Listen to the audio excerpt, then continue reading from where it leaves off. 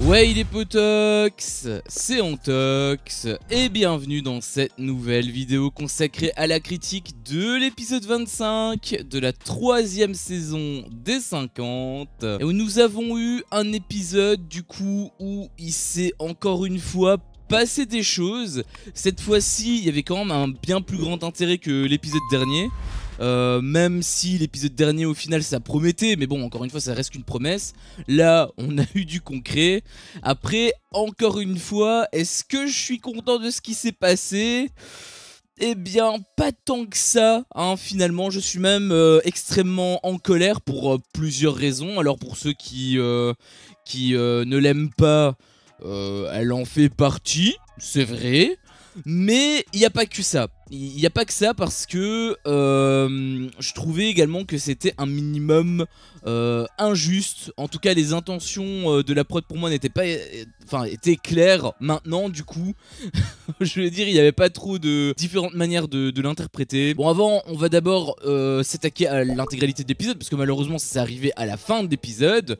Forcément, hein, pourquoi on va le mettre au début alors qu'on pourrait très bien ponctuer le week-end comme ça, hein, on pourrait très bien conclure la semaine, pardon, comme ça, ainsi donc tu dois bien attendre 2 jours pour avoir la suite, même si on a quand même eu des petits trucs hein, par rapport à ça, mais le plus important va arriver. Donc pour faire les choses dans l'ordre, on avait tout d'abord, donc c'était l'ouverture de l'épisode, une discussion entre Nicolas Lozina et Sephora. J'avoue que j'avais trouvé que c'était assez bizarre leur discussion. Peut-être qu'on a manqué un épisode, hein, probablement même, je peux pas croire le contraire. Je peux pas croire qu'un monteur t'ait monté l'épisode de cette manière, enfin t'ait monté l'émission plutôt de cette manière, alors qu'il y a de grosses lacunes.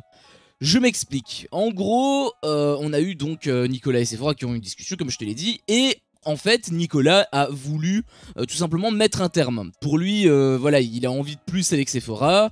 Il a rien de plus, ça n'évolue pas, leur relation n'évolue pas. Du coup, il veut terminer et il veut même pas être ami. Il veut même pas qu'ils restent amis. Il veut absolument que dalle entre eux. C'est tout ou c'est rien. Et donc, il a choisi finalement du coup rien. Par contre, moi, ce que j'ai trouvé extrêmement bizarre, c'est que en fait, il voulait rien. Sauf que, enfin, il réagissait comme si elle lui avait déjà dit non, alors qu'il lui a pas posé la question, ou alors s'il lui a demandé est-ce que tu veux sortir avec moi et qu'elle a répondu non, ça s'est fait en off. Mais nous, on n'a eu aucune réponse, on n'a eu aucune question, on n'a rien reçu. Et je pense que en fait, il a pas posé la question non plus. Donc j'ai trouvé que c'était une réaction extrêmement étrange, parce que étrange ça veut rien dire. Et j'ai trouvé que sa réaction était extrêmement étrange pour la simple et bonne raison qu'en fait, il réagissait comme si elle lui avait déjà dit non, alors qu'en fait, bah pas du tout, elle lui a tout simplement jamais répondu en fait. Donc encore une fois, le montage, peut-être, je sais pas, peut-être que le montage nous pose des lacunes, mais si c'est pas la faute du montage, ça veut dire que Nicolas, il est complètement à côté de la plaque, hein. Alors bien sûr Sephora, elle, par la suite, elle en avait joué, voilà, elle prenait ça sur le ton de la rigolade. Et également je me suis posé une question, est-ce que tout ce qu'on voit est réel? Est-ce que c'est pas simplement un scénario qui a été orchestré par la prod, juste pour avoir une pseudo-histoire d'amour, sachant que Nicolas Lozina avait peut-être un début de relation avec Julie Ricci. Depuis l'épisode de Sephora qui a duré un sacré moment, on n'entend plus parler de Julie Ricci. Je sais pas où elle est, je sais pas ce qu'elle fait, peut-être qu'elle est aux Bahamas, peut-être qu'elle a quitté l'aventure, je sais pas. Et honnêtement, j'ai envie de te dire, je m'en fous, parce que elle fait rien en fait, il se passe absolument rien, on voit rien d'elle en fait. Si elle est pas là, c'est pareil. Donc voilà, j'ai absolument rien compris à cette séquence. J'avais l'impression un peu que Nicolas en faisait des caisses. Je t'avais parlé justement dans l'épisode dernier qu'il fallait pas qu'il se précipite par rapport à la fin d'épisode. Et là on est en plein dedans, hein, parce que plus se précipiter que ça, je sais pas, il est même pas passé par la case demande, il est directement passé par la case je me suis fait friendzone. Peut-être que c'était le cas, je sais pas, mais encore une fois, si c'est le cas, c'est la faute du montage. Donc voilà, petite séquence que j'ai pas trop compris honnêtement. Après, il y avait quand même une phrase que je voulais revenir là-dessus, parce que c'était Sephora qui l'avait dit, en parlant donc de cardio, et elle avait dit le cardio, on ne l'a pas, enfin en gros voilà, le cardio on est avec. Pour dire donc que elle prend son temps et que donc il faut prendre son temps avec elle et que si tu veux prendre ton temps, ça vient pas du jour au lendemain, il faut que, enfin c'est inné si tu veux. Et je sais pas pourquoi elle a dit ça, dans tous les cas c'est totalement faux ce qu'elle a dit puisque le cardio justement on ne naît pas avec, on le construit tout simplement. Donc voilà, je voulais quand même revenir sur cette petite phrase. C'est une phrase qui semblait un petit peu drôle sur le coup, que j'ai trouvé complètement à côté de la plaque puisque dans tous les cas c'est même pas vrai en fait. Donc on a eu aussi plusieurs séquences qui étaient plutôt en rapport cette fois-ci avec les stratégies, hein, notamment donc Enzo qui lui lâche pas l'affaire, hein, il est toujours en train de proposer à tout le monde de rejoindre son alliance. Il est en train de nous faire une Nicolas Lozina hein, là globalement, et il a proposé cette fois-ci à Kumba qui au final n'a pas forcément accepté, elle a pas refusé non plus, mais on va dire que c'est un petit peu comme Joy, elle s'est pas trop positionnée et elle avait demandé quelque chose d'extrêmement intéressant puisque c'était exactement probablement le problème aussi qu'il y aurait eu avec l'autre alliance, donc l'alliance des grosses têtes. Est-ce qu'ils ont le droit à la parole? Est-ce qu'ils peuvent décider de voter pour qui ils veulent? Ou c'est la tyrannie, si t'es dans l'alliance tu dois voter pour l'alliance? Ça c'était une question très intéressante parce que je pense sincèrement que du côté de Nicolas Lozina la réponse aurait été non. Enzo a dit oui. Après, est-ce que c'est vrai ou pas, je ne sais pas, mais j'aurais tendance déjà à plus le croire que Nicolas Lozina. Enfin, que quand je dis Nicolas Lozina, je veux dire l'alliance des grosses têtes. Hein. On sait très bien que Alex, si tu vas pas dans son sens, il pète un câble, il fait un caca nerveux. Donc lui, il a pas trop de doute là-dessus. Mais concernant Enzo, du coup, je pense honnêtement qu'il était sincère. Après, dans tous les cas, ça va forcément dépendre de ce qui se passe. Si tu as beaucoup d'éliminés et que tu dois faire des choix, automatiquement ça va être compliqué pour toi. Que tu sois dans une alliance ou non, ou même que tu sois dans telle alliance ou dans l'autre alliance, c'est pareil. À partir du moment où il va avoir un dilemme, ça va être compliqué. Dans tous les cas, ça va être compliqué.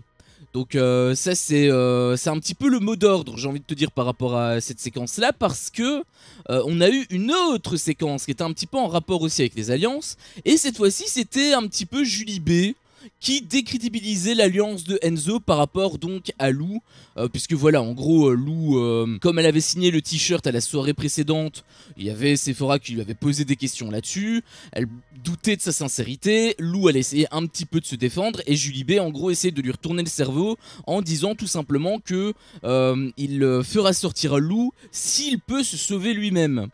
Et quand j'ai entendu ça, je me suis dit que c'était complètement stupide, parce que c'est totalement normal que s'il y en a un des deux, enfin si les deux plutôt sont sur le banc des nominés, tu vas vouloir à tout prix sauver ta place, tu vas pas te sacrifier pour une meuf de ton alliance. L'alliance c'est quand tu n'es pas sur le banc des nominés pour sauver justement les personnes avec qui tu as soit des affinités, soit des pactes. Mais forcément si tu es toi-même sur le banc des nominés, automatiquement il n'y a rien. Enfin encore une fois on part sur le même point de vue. S'il y a des dilemmes, forcément ça va être compliqué, c'est normal, c'est le principe des dilemmes en fait. Donc voilà, j'avais pas trop capté le délire avec Julie B.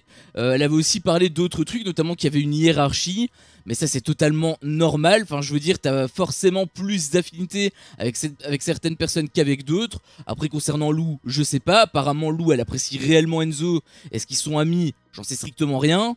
On avait l'air de nous dire que oui, mais en même temps avec le montage j'avoue que je commence à douter absolument de tout. Je deviens parano, c'est normal, si on me sort de la merde depuis des dizaines d'épisodes, depuis 20 épisodes, c'est normal que je commence à douter à un moment donné. Et donc voilà, en gros Julie B voulait perturber Lou, et Sephora avait également mis un petit peu les pieds dedans. J'ai trouvé que c'était pas très correct. Ils avaient l'air de se faire passer pour leur réel ami, mais il y avait quand même un petit peu de manipulation que j'avais trouvé, un peu au même titre finalement que la chambre avec Hilary, Sephora, etc. concernant Joy. Je rappelle encore une fois que Joy, elle avait absolument rien à voir. Enfin si, ok d'accord, elle a demandé de l'aide à Enzo, Colette et tout le bordel, mais c'est juste pour sauver sa sœur. Encore une fois, c'est totalement normal.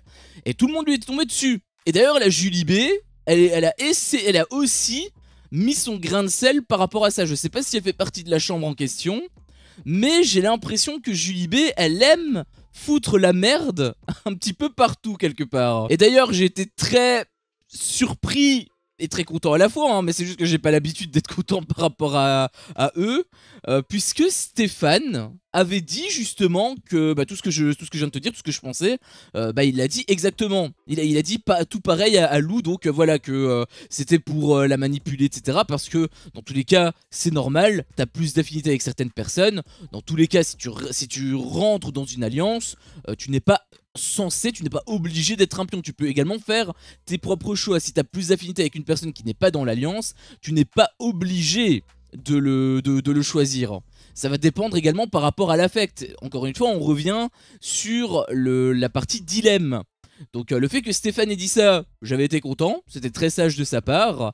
Et ça prouve aussi quelque part que peut-être que Steph est du coup bienveillant, en tout cas plus bienveillant que Julie B. Encore une fois, j'ai pas envie de lui jeter la pierre, hein, je sais pas, je la connais pas, peut-être qu'elle est pas comme ça, mais là, en voyant tous les petits trucs, le fait qu'elle voulait éliminer Colette uniquement pour faire souffrir Enzo, le fait que elle croyait pas trop en Enzo alors qu'il était quand même un minimum sincère. Après, je peux aussi comprendre ça, que elle soit pas trop convaincue, parce que forcément, le fait que Enzo arrête pas de demander à n'importe qui les alliances, enfin de rejoindre son alliance, automatiquement, si le moindre truc peut être suspect. Il est tellement forceur que le moindre café, quelque part, ça peut être synonyme de corruption. C'était, je sais plus qui avait dit ça, mais j'avais trouvé l'image assez drôle et je peux un petit peu le comprendre, ou la comprendre. Je pense que c'était une meuf en fait qui avait dit ça. Mais bref, quoi qu'il en soit, Julie B sur ce coup, elle a pas été très correcte, je trouve.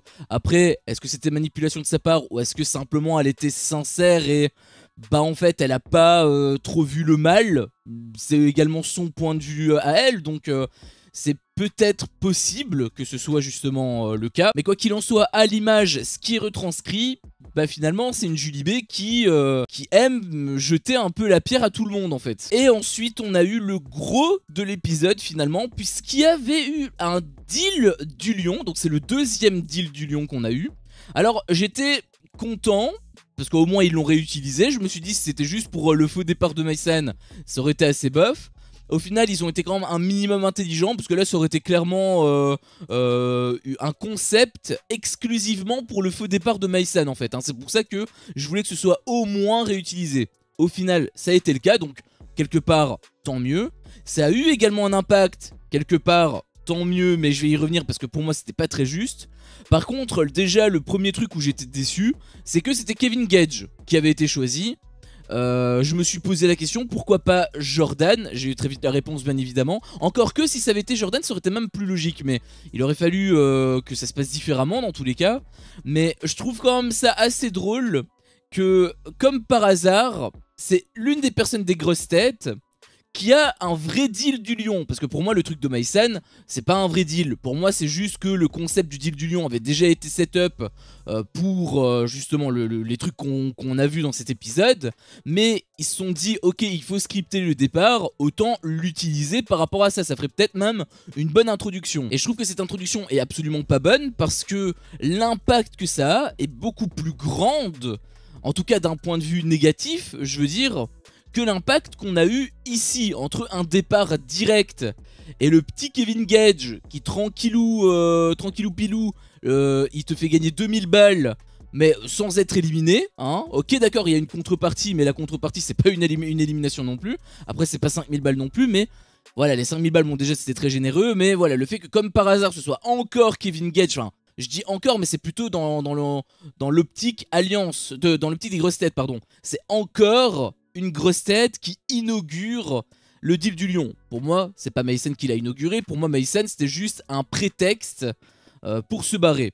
Donc je me suis dit, pourquoi Kevin Gage? Pourquoi pas quelqu'un d'autre? Quelqu'un de plus petit, quelqu'un qu'on ne voit jamais. Julie Ritchie, c'est censé être une gossette, on la voit jamais non plus pourtant. Donc voilà, pourquoi Kevin Gage? J'en ai aucune idée. J'ai l'impression quand même que le deal du lion, ça va être un truc extrêmement arbitraire. Arbitraire également, c'est peut-être le mot de cet épisode, étant donné que c'était totalement le cas par rapport à la suite. Mais dans tous les cas, voilà, on a eu Kevin Gage qui a été choisi, donc déjà ça m'a saoulé. Voilà, déjà ça m'a saoulé par rapport à ça. Ensuite, du coup, le deal du lion, c'était quoi? C'était que la cagnotte pouvait augmenter de 2000 balles, mais à une condition, c'était que 4 personnes qui avaient été éliminées puissent revenir dans l'aventure. Donc ça, c'est en soi quelque chose de pas mal, encore que ça dépend comment c'est fait. Mais voilà, ils avaient droit, eux, en tout cas, à une seconde chance. Sauf que j'ai pas du tout été content par rapport à ça, parce que bon, déjà d'une part, comme je te l'ai dit, c'est pas pareil qu'une élimination, donc le prix que Kevin Gage a dû payer n'est pas aussi fort que le prix que Maisan a dû payer, même si je sais encore une fois que c'est scripté, mais il faut être cohérent à un moment donné, c'est ce que je te dis. Si tu proposes une élimination en tant que faux départ, très bien, mais si tu proposes une élimination d'un côté, tu peux pas proposer un truc gratuit de l'autre, ce serait complètement déséquilibré, c'est totalement le cas. Et ensuite, c'est là où moi je trouvais que c'était extrêmement injuste, c'est que les personnes qui pouvaient revenir, je peux déjà te donner leur nom, puisque donc il s'agit de Jonathan, le premier qui a été banni par Jordan, Jean-Pascal, Kim Glow et bien évidemment Cassandra est de retour. Donc là déjà par rapport à ça je suis vraiment bien dégoûté hein, parce que s'il y avait bien une personne que j'avais pas envie de voir, je pense que c'était Cassandra, et je pense pas être le seul par rapport à ça, parce que elle, vraiment je commence à plus en pouvoir, et même quand elle est éliminée, eh ben elle est pas éliminée. Alors après je sais qu'elle a été éliminée de manière assez sale, puisque oui, c'est Carla qui l'a éliminée alors que elle avait gagné le jeu, c'est vrai, c'est totalement vrai. Mais déjà bon, par rapport à ça, j'aimerais bien justement faire une grosse précision. Parmi ces 4 personnes, en réalité il n'y a pas que Cassandra où je suis pas content qu'elle soit revenue, c'est celle où il y a le plus de lumière sur elle, parce qu'on sait très bien comment elle va réagir, qu'est-ce qui va se passer. L'histoire encore une fois va se répéter, c'est pas arrivé d'ailleurs étonnamment dans cet épisode, elle a clashé mais pas pour cette raison là, ce qui est d'autant plus un peu flippant, parce que quand elle va apprendre la vraie nouvelle, je suis pas sûr de la survie de Simon, hein. Mais bref, concernant de toute façon, que ce soit Cassandra ou que ce soit Jean-Pascal ou même que ce soit Kim Glow, surtout en fait Jean-Pascal et Kim Glow quelque part, je trouve que c'est injuste parce que eux, ils ont été réellement éliminés. Ils ont été réellement sur le banc des nominés et ils ont été réellement votés. Donc eux, ils devaient être éliminés. Eux, c'est littéralement les oubliettes V2 de la saison 2. Eux, c'est littéralement ça. Ce sont les oubliettes V2 de la saison 2. Et ça me fait chier. Parce que, bah du coup, ça veut dire que n'importe qui, à leur place, aurait pu être choisi. Pourquoi Kim Glow, alors qu'elle a été éliminée dans la première cérémonie d'élimination? Pourquoi pas, par exemple, je dis ça à tout hasard, mais pourquoi pas, par exemple, Lohan, qui était une bannie de Jordan, justement par rapport à Jonathan. Là je trouvais que c'était plutôt pertinent, puisque normalement quand tu as un grand pouvoir comme ça, t'es censé avoir une contrepartie pour équilibrer les forces. Quand tu regardes un truc, je te donne un exemple comme ça, si tu regardes Dragon Ball, dans Dragon Ball, tu as des boules de cristal, tu réunis les 7, t'as un dragon géant qui apparaît, tu peux faire un vœu. Mais les vœux que tu peux faire, ce sont pas n'importe quel vœu. Tu peux pas décider de tuer quelqu'un par exemple, sinon il y aurait plus d'intrigue. T'as le grand méchant qui se pointe, tu réunis les boules du dragon, Shenron apparaît, butez-le, et hop, il est buté, c'est bon, c'est réglé. Non, il y a des règles qui doivent être mises en place pour équilibrer les forces. Là, le problème avec le pouvoir de Jordan, j'ai l'impression qu'il a aucune règle qui est mise en place. La seule règle qui avait été mise en place, je pense que c'était le gladiateur.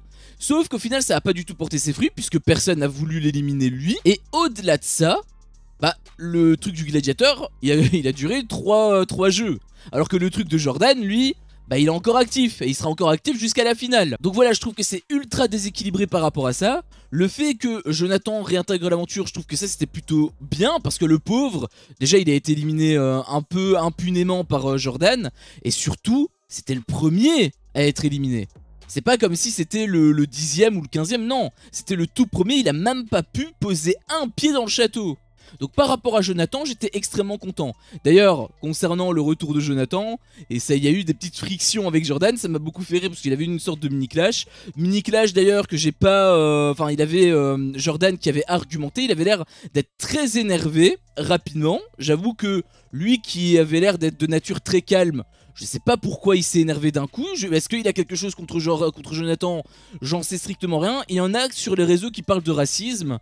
Alors, je suis pas certain parce que bah il y a d'autres personnes noires et il a pas l'air d'avoir trop de problèmes. Je pense à Kumba, je pense aux sœurs, Joy et Grace, je pense à Sephora aussi, je pense à Olivani. Il avait pas trop l'air d'avoir de soucis avec elle, donc je pense pas que ce soit réellement le cas. Et en réalité, je trouve même que ce sont des accusations assez graves. Mais quoi qu'il en soit, c'est vrai qu'il a peut-être un problème avec Jonathan personnellement. Je sais pas quoi, mais voilà, il était très agressif, j'ai trouvé en tout cas beaucoup plus que d'habitude. Et l'argumentation de Jordan était absolument magnifique. En gros, pourquoi est-ce qu'il a éliminé Jonathan? Eh bien, c'est tout simplement parce que c'était lui qui était le plus avancé. Tu m'aurais dit que c'est parce qu'il avait pris des céréales au matin, ça aurait été tout pareil, je pense. Hein. Je pense que j'aurais été même plus convaincu par rapport à cette réponse-là que la réponse qu'il nous a donnée. Hein, parce que vraiment, c'était d'un niveau, un petit bébé de 4 ans a plus de réflexion que ça, hein, honnêtement. Quoi qu'il en soit, ça forcément, ça faisait les affaires d'Enzo. Hein. D'ailleurs, il a directement pris sous son aile et je pense qu'ils vont faire une alliance. Enfin, en réalité, Jonathan, il s'en bat les couilles de l'alliance. C'est juste qu'il a qu'une seule envie, c'est d'éliminer Jordan. Est-ce que Jonathan peut être notre sauveur? Putain, s'il te plaît, sois notre messie, Jonathan, je t'en supplie. Mais voilà, le cas de Jonathan, lui, pour moi, hein, c'est totalement normal. Par contre, Jean-Pascal et Kim Glow, pour moi, c'est totalement arbitraire. C'est du même niveau que les oubliettes V2 de la saison dernière. Pourquoi pas d'autres personnes qui ont été éliminées? Il y en a eu plein. Pourquoi pas même, tout simplement, les derniers éliminés? Pourquoi pas Grace, par exemple? Pourquoi Kim Glow qui était éliminé au tout début? Ça n'a aucun... Je sais pas si tu te rends compte hein, du déséquilibre de malade, parce qu'on parlait par rapport à Cassandra. Le fait qu'elle avait été éliminée par rapport à Carla, c'était injuste, tout ça. Ce qui est, quelque part, totalement vrai. Mais c'est le cas depuis le début, et cet épisode est une preuve du déséquilibre du jeu. Kim Glow, qui a été éliminée au tout début, déjà, elle a eu sa vengeance parce que Hilary a pu éliminer Yael, alors que le pauvre, il avait gagné le jeu, contrairement à Kim Glow, et même contrairement à Hilary. Et en plus... Kim Glow revient dans le jeu. Ça a été la première à être éliminée. Elle a un rival, c'était Yael. Yael a dégagé. Elle est revenue. Alors l'équilibre, il est magnifique. Hein. Il y en a sur les réseaux, ils disent même qu'ils sont contents de ce qu'ils voient. Mais vous trouvez ça divertissant? Sincèrement, c'est pas un jugement de valeur. Hein. J'aimerais juste comprendre. Parce que moi, je peux pas concevoir qu'un match comme... le FC Barcelone contre une équipe de Ligue 3, je peux pas concevoir qu'il y ait des gens qui kiffent regarder. Est-ce qu'il y a des gens qui aiment regarder le Real Madrid contre une équipe de Division 4 australienne, par exemple? Est-ce que regarder des matchs amicaux, ça vous fait kiffer? Parce que c'est du même acabit que les matchs amicaux, en fait. Hein. Il y a vraiment aucun match, il y a aucun intérêt, il y a rien. Et il y en a qui kiffent. J'avoue que...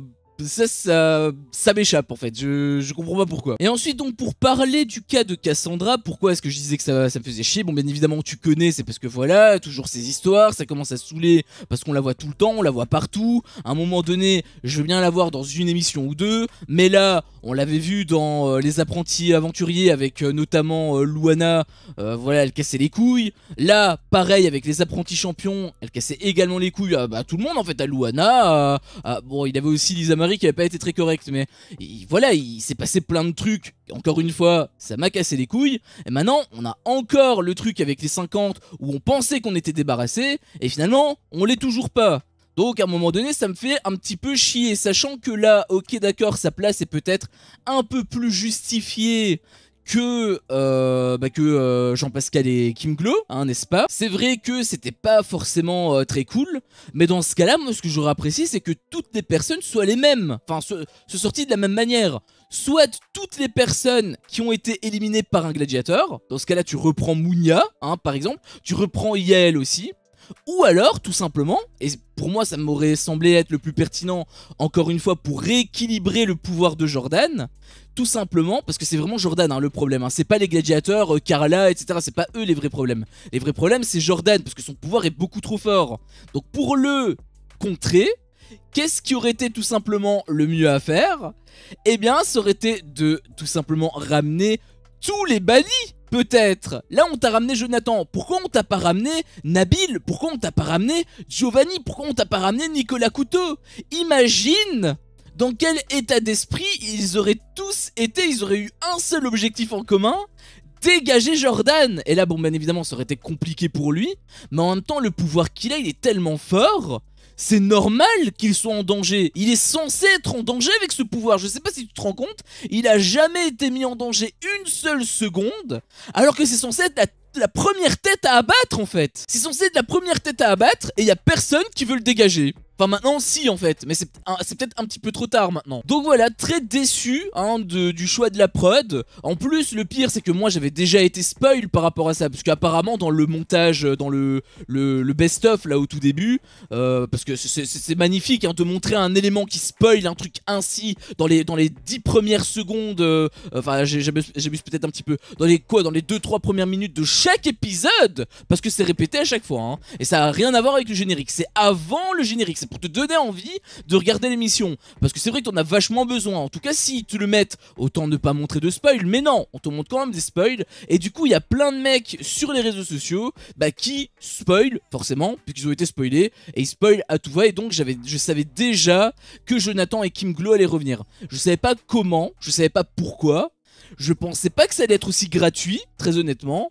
Mais dans tous les cas, je suis quand même déçu. J'étais spoilé et pourtant j'ai quand même été dégoûté. Donc c'est quand même gros ça hein. Bon alors pour parler rapidement quand même de la stratégie de Kevin, parce que Kevin avait quand même une petite stratégie, c'est qu'en gros il a fait croire qu'il avait décidé, il avait choisi le nom des candidats qui revenaient, hein, c'était un petit bluff qu'il avait fait parce que c'était absolument pas le cas, il savait pas du tout qui revenait. Et en fait sa stratégie était pas conne, je l'ai trouvé, puisque en fait c'était pour jouer encore une fois la carte du bluff, c'est-à-dire que si jamais il y avait des personnes que les autres gens voulaient voir revenir, par exemple Kim Glow avec, Kim Glow pour Hilary, et bien du coup Hilary aurait été contente de retrouver sa copine et donc aurait un petit peu quelque part remercié Kevin, peut-être même qui se serait senti redevable. C'était un petit peu la stratégie de Kevin Gage. Je trouvais ça plutôt intelligent de sa part. Sauf que du coup, comment est-ce que tu veux justifier le retour de Jonathan ? Parce que autant Cassandra, je veux bien, hein, par rapport à son alliance, pourquoi pas. Alors ça aussi d'ailleurs, ça peut être à double tranchant, parce que certes il y a des personnes qui peuvent être contents de retrouver leurs amis, mais à contrario, il y en a qui peuvent ne pas être contents de retrouver leur ennemi. Je pense notamment à Carla et je pense notamment à Lisa Marie, parce qu'elles sont mangées absolument plein la figure. Peut-être pas de manière innocente, peut-être qu'elles ont quelque chose quand même à se reprocher, on y reviendra vite fait après. Mais dans tous les cas, peut-être que elles vont en vouloir à Kevin. Il y avait aussi un truc que j'ai pas trop compris. Enfin, je comprends la réflexion, mais je comprends pas pourquoi est-ce que ça a été mis en application. Parce qu'on te dit qu'il y a 2000 € qui sont rajoutés à la cagnotte. Alors certes, c'est vrai que la contrepartie, c'est qu'il y a 4 tours. Mais pourquoi est-ce que absolument tout le monde sont dégoûtés des retours? En tout cas, on dirait en fait que l'argent, ils s'en battent les couilles. Alors qu'à la base, ils sont venus pour faire augmenter la cagnotte et pour que l'un de leurs followers en bénéficie. Donc j'ai pas trop compris le comportement qu'ils avaient à tout simplement à être dégoûté qu'il y ait 4 tours, alors que déjà la première réaction à avoir, ça aurait été au moins qu'il y ait 2000 € en plus dans la cagnotte. Là, il y avait personne qui en parlait, on aurait dit que les 2000 € n'existaient pas en fait. Hein, donc j'avoue que j'étais un peu surpris. Honnêtement, je me suis demandé pourquoi cette réaction. Et je me suis aussi posé une question, est-ce que la prod oblige des réactions? Est-ce que ils disent vous devez être content, vous devez être suspicieux, vous devez être en colère? Est-ce qu'ils scriptent les réactions? J'espère que non, je ne pense pas. Mais du coup, si c'est pas le cas, pourquoi ils ont tous réagi comme ça? Parce qu'il n'y en a pas un qui a été content minimum pour les 2000 €. S'il y en a eu un, c'était Kevin. C'était Kevin quand il a expliqué à son alliance. Voilà, c'est vrai qu'il y a 4 tours, ça fait chier. Mais il y a quand même les 2000 €. C'est le seul qui a parlé de ça à son alliance. Mais tout le reste, ils s'en battaient complètement les couilles des 2000 €. Hein. Il y avait aussi un petit truc qui m'avait fait rire, c'est que en fait justement Sephora et Nicolas, apparemment il n'y a plus rien. Hein, c'était le choix de Nicolas. Sauf que, en fait, il y avait quand même des trucs, puisqu'il était extrêmement jaloux de Jonathan, car Sephora avait dit que Jonathan était très beau, ce qui est quelque part vrai, hein, bien évidemment, il est très très beau, mais la gueule de Nicolas, quand Sephora dit... En plus, elle a dit ça, on savait qu'elle prenait plaisir, parce qu'elle savait qu'elle faisait chier Nico en faisant ça, tu vois. Et on voyait que ça la faisait kiffer, et du coup, tu vois elle qui est en train de vivre sa best life, à côté de Nicolas qui est au bout de sa vie. Il était à 2 doigts de péter son crâne. Ça m'a beaucoup fait rire. D'ailleurs, j'ai un peu peur même pour Jonathan que sa place soit mise en danger non seulement à cause de Jordan, parce que voilà, Jordan, il a son pouvoir, hein, c'est extrêmement cheaté, mais également, du coup, malheureusement, à cause de Nicolas, étant donné que Nicolas il a un petit peu été dans le viseur de Nicolas à cause de Sephora. Après, est-ce qu'il va se passer quelque chose entre Sephora et lui? Je sais pas, je pense pas, puisque j'ai vu des bisbis avec Nicolas Lezina, donc moi j'attends au moins une conclusion à leur relation. Parce que pour moi c'est pas une conclusion, c'est juste qu'ils sont en stand-by, hein. Sinon, Nico il aurait pas réagi ainsi, donc je sais pas. Après bon, j'attends aussi la conclusion avec Julie Ritchie, je l'ai jamais eu, hein, donc c'est vrai que les conclusions c'est peut-être pas trop le fort de l'émission. Mais voilà, bref, dans tous les cas, il y a eu cette petite réaction de Sephora. Est-ce que c'était calculé ou pas, je sais pas, mais dans tous les cas, ça m'avait bien fait rire. Et donc la fin de l'épisode c'est conclu par les fameuses histoires de Cassandra. Alors ses intentions pour moi ça me fait chier, mais c'est totalement logique. Je veux dire, Carla l'a éliminé, c'est normal qu'elle veuille l'éliminer en retour. Par contre, là où moi ça me casse les couilles, c'est que en fait à la base, Carla, elle voulait éliminer Cassandra parce que elle-même voulait l'éliminer. Là, j'ai l'impression que, encore une fois, le montage essaie de te manipuler, c'est d'inverser la situation, comme si, en fait, c'était Carla la mauvaise et Cassandra qui, tout simplement, voulait se venger. Elle veut se venger, oui, mais elle veut pas se venger d'une personne qu'il a éliminée. Elle veut se venger d'une personne qui voulait se protéger parce qu'elle-même voulait la mettre en danger, sans aucune raison. Enfin, si sa raison c'était par rapport à Simon, mais peut-être qu'il faut mettre des limites à Simon dans ce cas-là. Et pas des limites à des personnes innocentes. Car là, c'est pas sa pote. Même Lisa Marie. Je savais que Lisa Marie avait fait du sale, etc. dans les apprentis champions. Ce qui est le cas. Mais en même temps, ils ont jamais échangé un mot, en fait. Pour moi, c'était même pas la faute de Lisa Marie. Pour moi, c'était 100% la faute de Simon. Pourquoi il accepte? Et là encore pareil, parce que là, je t'avais dit qu'il y avait eu un clash. Et il y avait eu un gros clash. En fait, c'était par rapport au vote. Parce que Carla, elle avait dit que elle avait pas voté pour Lisa Marie lorsque Lisa Marie avait été sur le banc. Apparemment, ça a été démenti. Apparemment, si elle a réellement voté pour Lisa Marie, honnêtement, je pourrais pas te dire, parce qu'il y a tellement... Je fais ça parfois dans les apprentis aventuriers, etc. Mais là, il y a tellement de candidats. Rien que pour te dire, Lisa Marie, elle a eu 24 votes. Comment est-ce que tu veux que je sache qui a voté pour elle? Il y a eu 24 votes sur 4 candidats. Donc il y a eu 4 candidats qui pouvaient être sauvés sur 5, je pense, ou sur 6. Et surtout, il y avait 38 personnes qui pouvaient voter. Comment est-ce que tu veux que moi je sache qui a voté pour qui? D'ailleurs, personne ne peut savoir. Il n'y a que Cassandra qui peut le dire. Elle peut aussi mentir. Mais je pense pas qu'elle ait menti. Parce que son interview, justement, par rapport à ça, c'est que ça l'a fait chier de voter pour elle. Mais bon, en même temps, c'est vrai que c'est pour Kevin, en fait, quelque part qu'elle le fait. Donc, elle n'était pas forcément hermétiquement fermée à cause de Lisa Marie. Elle était même plutôt ouverte grâce à Kevin. Et je pense honnêtement qu'elle est sincère, je pense qu'elle a vraiment voté pour Lisa Marie, mais surtout pour faire plaisir à Kevin. Après bon, ça c'est normal. D'ailleurs Lisa Marie, elle a même pas remercié. Je peux aussi comprendre son point de vue, elle l'a pas vraiment fait de gaieté de cœur, mais elle l'a quand même fait. Ça aurait quand même peut-être pu mériter un merci, je sais pas.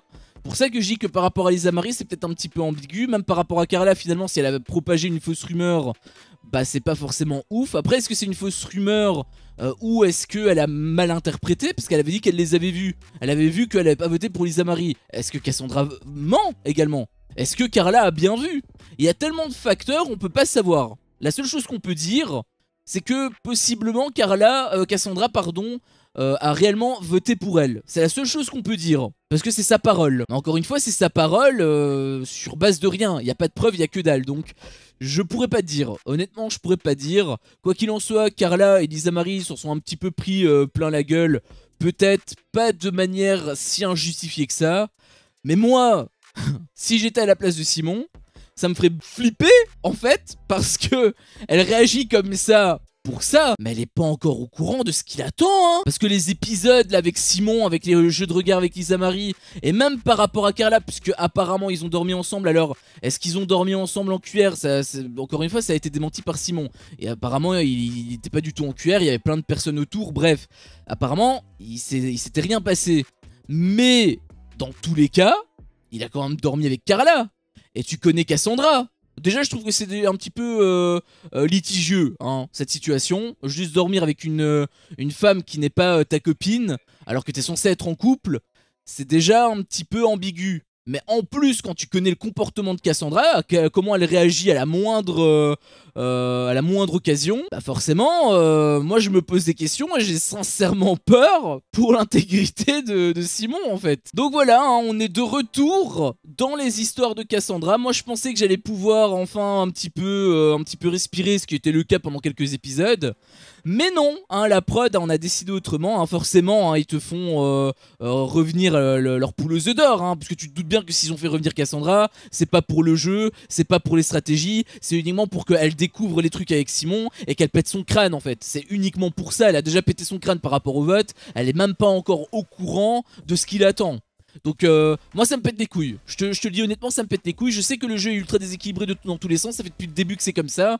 Mais là, pour moi on passe un stade encore supérieur. Tu penses que ça va peut-être aller de mieux en mieux. En plus on t'avait promis potentiellement une inversion d'alliance, une inversion de pouvoir, hein, une inversion de monopole par rapport à l'alliance des grosses têtes à l'épisode dernier. Tout ça pour te donner ça après. Bah limite me fais même pas de promesse en fait, j'en ai rien à foutre de tes promesses, sachant que la promesse elle est même pas encore sûre, hein. C'est une signature sur un t-shirt, hein. C'est pas c'est sur le banc des nominés, hein, qu'il faut, enfin c'est dans la cérémonie d'élimination qu'il faut prouver, hein. Donc c'est même pas encore sûr en fait. Donc voilà, grand retour de ces 4 personnes-là, content quand même pour Jonathan parce qu'au moins il peut avoir potentiellement sa revanche et surtout avoir son aventure, parce qu'il a même pas pu en profiter le pauvre. Par contre, pour les 3 autres, bon déjà pour Cassandra ça me casse les couilles parce qu'on sait très bien ce qui nous attend. Et aussi par rapport à Jean-Pascal et Kim Glow, j'ai rien contre eux spécialement, mais eux ils ont carrément été éliminés de manière legit. Ce sont juste des oubliés V2 en fait, donc ça me pète des couilles. Ouais, je te mens pas, ça me pète les couilles. Sur ce, c'était mon avis sur cet épisode. Si mon contenu te plaît, fais-le moi savoir en me laissant un énorme pouce bleu. À chaque fois que je vois ça, je vois que mon contenu plaît. Et donc moi, ça me motive à continuer. Si t'es pas encore un peu tox, qu'est-ce que tu attends pour me défoncer ce gros bouton rouge? N'hésite pas à activer la cloche pour ne rien louper. Et je te dis à la prochaine pour une prochaine vidéo. Ciao.